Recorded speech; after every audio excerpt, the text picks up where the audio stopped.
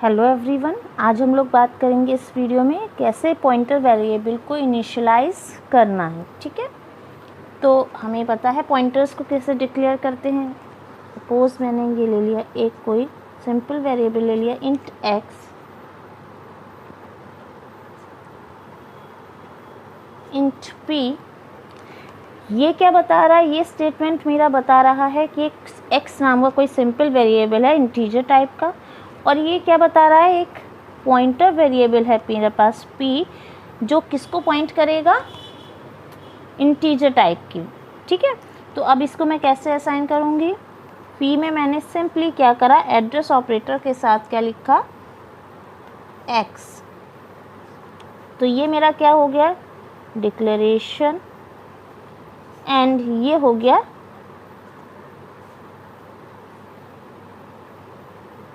Initialisation.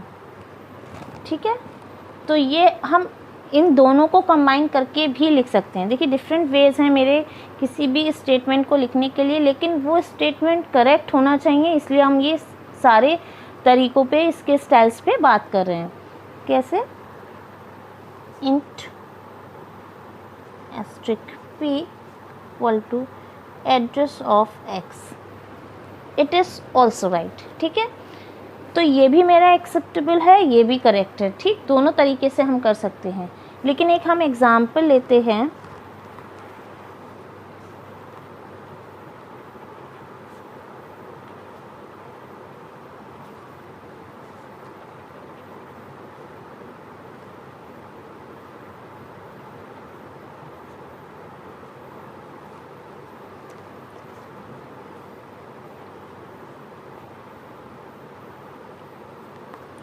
देखिए यहाँ पे ये गलत है, रॉन्ग। क्यों? क्योंकि x क्या है मेरा, फ्लोट टाइप का। तो जो x जो वेरिएबल है मेरा, वो क्या होल्ड कर रहा है, फ्लोट टाइप की वैल्यू है, और मैंने जो p पॉइंटर वेरिएबल है वो कौन सा लिया है, इंटीजर टाइप का। तो इंटीजर टाइप का कोई भी वेरिएबल वो किसी फ्लोट टाइप की वैल्यू को पॉइंट नहीं कर सकता। ठीक है, तो ये जो मेरा इनिशियलाइजेशन है ये गलत है, हम इस तरीके से नहीं कर सकते।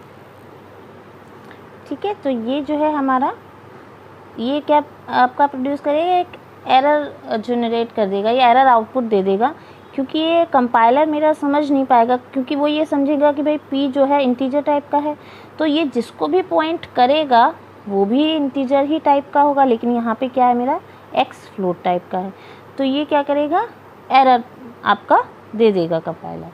ठीक है, अब हम इन तीनों को, जैसे मैंने कहा ये x है, p है, ये एक सिंपल वेरिएबल है, एक मेरा पॉइंटर वेरिएबल, मैं इसको अलग अलग ना करके एक साथ भी कर सकती हूँ।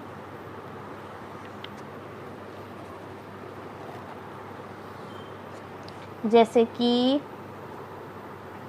इंट x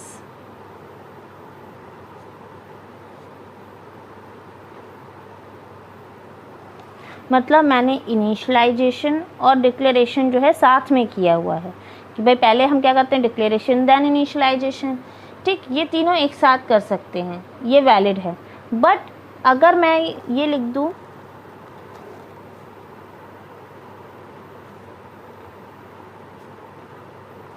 क्या ये वैलिड होगा, ये वाला नहीं। क्यों? पहले ये भाई आपका जो आपने जो लिखा स्टेटमेंट, इसमें क्या कर रहे हैं, हम पॉइंटर वेरिएबल को किसी x का एड्रेस पहले दे रहे हैं। ठीक है, लेकिन x का, या हम जो हमारा पॉइंटर p में हम क्या कर दिया कि ये वैल्यू को होल्ड कर, लेकिन ये ऑलरेडी क्या है, अभी डिक्लेयर ही नहीं हुआ है। x को तो मैं बाद में डिक्लेयर, x बाद में आ रहा है डिक्लेयर होने, लेकिन नहीं, हमने पहले इसको कर दिया, तो ये स्टेटमेंट गलत है। तो अगर मैं कंबाइन करके लिख रही हूँ, तो सबसे पहले मुझे उस वेरिएबल को डिक्लेयर करना पड़ेगा जिसका एड्रेस मुझे पॉइंटर वेरिएबल में डालना है। ठीक है, तो ये चीज़ का ध्यान रखिएगा कि ये तो सही है, ये सही है, और आपका ये गलत है। तो तीनों हम काम एक साथ कर सकते हैं कि हमने सिंपल वेरिएबल को डिक्लेयर किया, पॉइंटर वेरिएबल को डिक्लेयर किया, एंड देन उसको असाइन कर दिया। सिंपल वेरिएबल का एड्रेस हमने पॉइंटर वेरिएबल में असाइन कर दिया, तो ये हमारा ठीक है, इस तरीके ये वैलिड है हमारा। ठीक है, अब हम एक चीज़ और कर सकते हैं इसमें कि हम अपने पॉइंटर वेरिएबल को जो इनिशियलाइज कर रहे हैं हम उसे नल या ज़ीरो के साथ भी कर सकते हैं। जैसे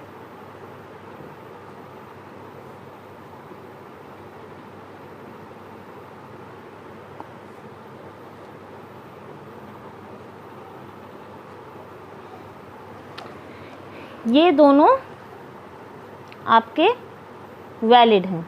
ठीक है, तो ये दोनों आपके, हम किसी भी पॉइंटर वेरिएबल को स्टार्टिंग में ही नल दे सकते हैं या ज़ीरो दे सकते हैं। लेकिन अब इसका इफ़ेक्ट क्या पड़ेगा हमारे स्टेटमेंट का, कि अगर मैंने नल या ज़ीरो दे दिया किसी भी पॉइंटर वेरिएबल को, तो वो उसमें कोई भी और कांस्टेंट वैल्यू फिर मैं असाइन नहीं कर सकती।